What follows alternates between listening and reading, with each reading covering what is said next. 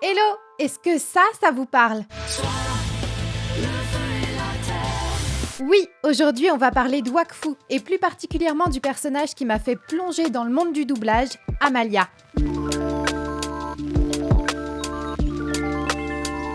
Je vais résumer rapidement pour ceux qui n'auraient pas vu la série. Alors attention, je vais spoiler toute la saison 1, vous êtes prévenus. Wakfu, c'est un dessin animé français, produit par Ankama, donc la VO c'est la VF, et c'est Adeline Chetaille qui interprète la princesse Sadida. Et même si vous n'avez pas vu la série, c'est certain que vous l'avez entendue quelque part. Elle est partout. C'est dingue. Je me moque que tu sois là sur ordre du roi. Qu'est-ce qui te fait si peur? Tu es bien réel. Qui a bien pu mettre le monde dans un tel état de décomposition? Ah, et là aussi. On est malheureux. On a perdu notre maman. Dites-moi que vous connaissez la famille pirate, s'il vous plaît. Il sait rien faire, rien. Dans Wakfu, on suit le petit Hugo qui, en une journée, apprend que son père, c'est pas vraiment son père, qu'il a été adopté et qu'il a des pouvoirs de téléportation assez bizarres. Du coup, il part à l'aventure pour découvrir qui il est réellement et il est accompagné par ceux qui vont devenir ses meilleurs amis. Tristepin, le guerrier un peu beaucoup bébête, Amalia, la princesse du royaume Sadida, Évangéline, sa garde du corps, et Ruel, le vieil avare qui a plus d'un tour dans son sac, littéralement. Mais celle qui nous intéresse le plus ici, c'est Amalia. On y va ? Amalia, c'est un personnage dont tous ceux qui ont vu un épisode de Wakfu se rappellent. Certains l'adorent et d'autres la trouvent insupportable, ce que je comprends totalement. En même temps, Adeline Chetaille s'est inspirée à fond de son côté girly, très princesse et, disons-le, pain bêche, pour l'interpréter. Oh mais non, je suis mal coiffée. Au secours, mes ongles. Voilà. Elle dit d'ailleurs que c'est le personnage qu'elle a joué qui est le plus proche d'elle. Déjà parce que c'est français, donc il n'y a pas de travail d'adaptation au jeu d'un autre comédien à faire. Et puis parce qu'elle a pu colorer le personnage comme elle voulait. Et lui donner tout ce qui fait qu'Amalia est Amalia. J'ai pas à me montrer agréable avec mon garde du corps. Surtout quand il raconte à tout le monde qu'on m'appelait princesse bouffe-tout. Donc on a une princesse de 13 ans, de prime abord capricieuse, pipelette, égocentrique et insouciante. Ok, ça va être amusant à regarder et à doubler. Ah, t'as vu ces petites fleurs?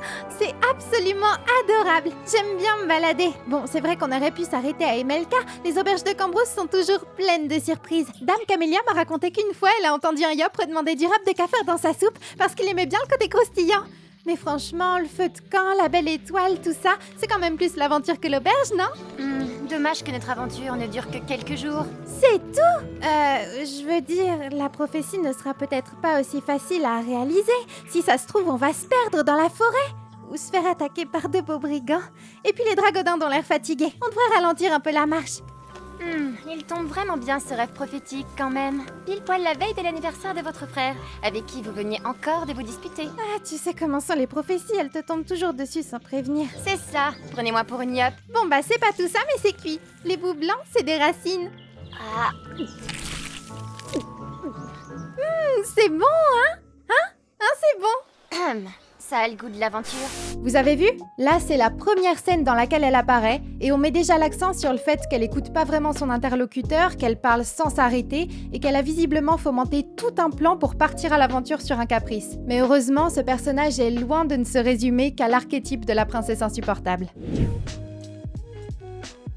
Déjà, pour contrebalancer ce côté un peu criard et très aigu de la voix d'Amalia, Adeline Chetaille ajoute une touche de douceur quand c'est nécessaire et ça se vérifie très bien. Mon pauvre Hugo, je crois qu'on n'est pas près de l'avoir, ce bateau. Regarde-les, faut se rendre à l'évidence, ils font pas le poids. Ce qui me fascine, c'est à quel point on entend la sincérité dans sa voix et dans son jeu. Et c'est justement grâce à cette sincérité qu'on peut autant accrocher au personnage. Même si le jeu est très typé dessin animé, moi j'adore, avec son lot d'exagération, ses onomatopées et ses envolées un peu aiguës là comme ça. Des sacs. Vous avez des sacs, Sadida?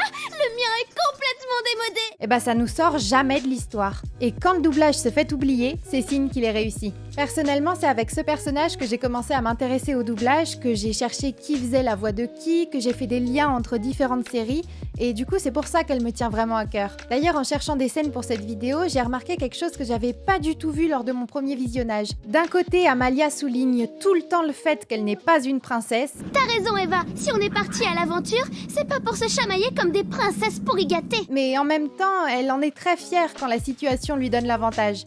Ah bah oui, c'est pas facile d'être une princesse, hein? Cette ambivalence fait entièrement partie de son personnage. Et même si elle a les manières et la façon de bouger et de parler d'une princesse capricieuse, elle veut se construire en opposition à son image passée et ne pas faire ce qu'on attend d'elle. C'est tellement ancré dans son inconscient que quand elle délire et qu'elle a de la fièvre, elle culpabilise de ne pas avoir été sage. Je suis une vilaine princesse. Elle délire. Je dois être sage. Elle sait qu'une princesse comme on lui a appris à être n'est pas censée partir à l'aventure.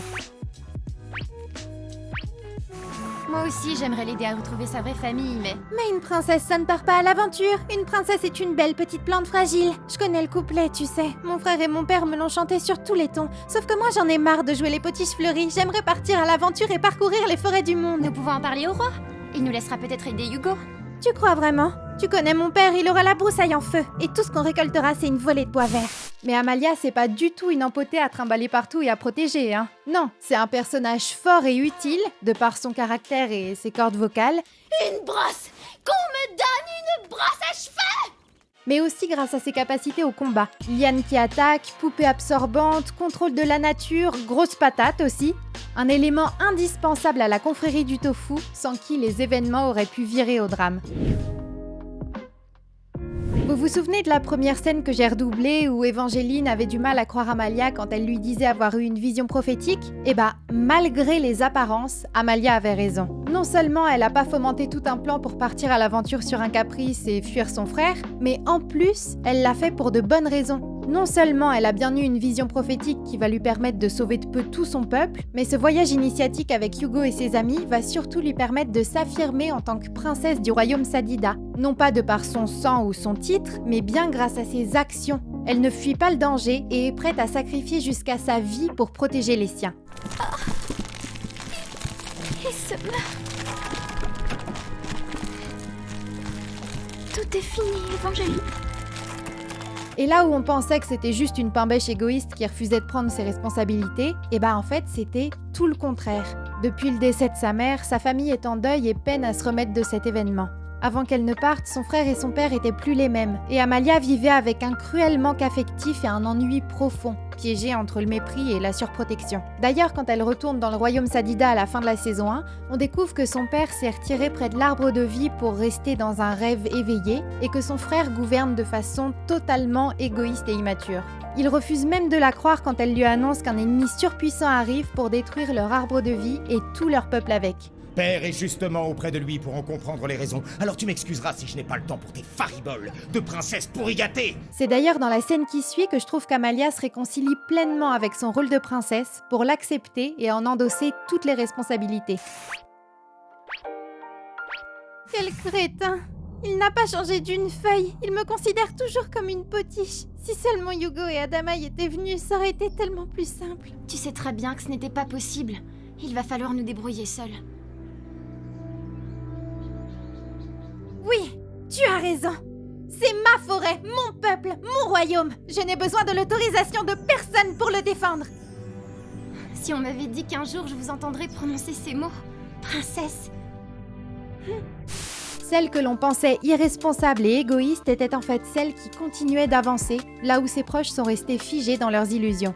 Et c'est sans doute pour ça que c'est elle, et non un autre membre de sa famille, qui reçoit la bénédiction du dieu Sadida qui va lui permettre de sauver tout son peuple.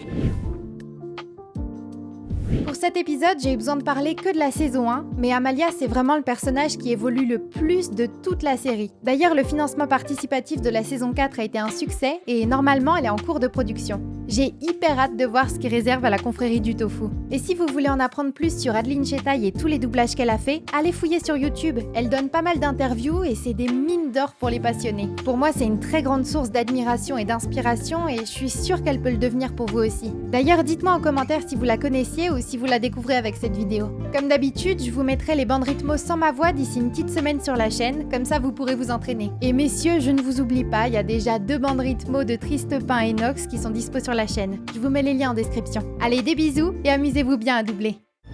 Ah, Hugo! Promets-moi que tu vas leur dire de s'abonner et d'activer la cloche! Sinon, il faut rater toutes les les prochaines vidéos. T'es vraiment grave des fois, tu sais.